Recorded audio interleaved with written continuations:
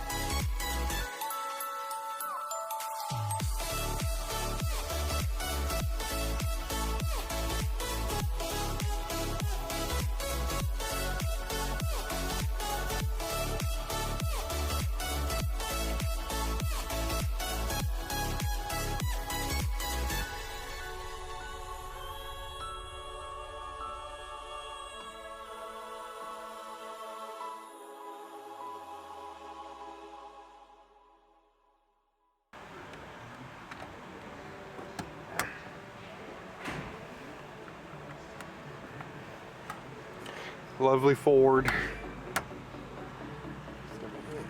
There we go.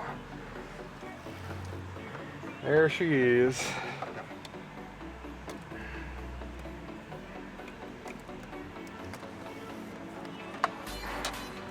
Now we have all of the AC control stuff, which is always fun. Alright, before we put everything in and all that, let's just test to make sure this works. I've got it all hooked into where it needs to go, so. Sorry for the beeping, it's, Ford. Everything goes to the left, we're good. Now we can get all this put together. Alright, got everything transferred to this one. Again, this is still just a free spinning shaft. I've got to dig around for that cable, and I really don't want to do it right now because this is already taking long enough. But at least this one, it'll stop where it needs to. It's not broken internally. So it'll stop here. I won't continue spinning like the other one did. So let's get this put back together.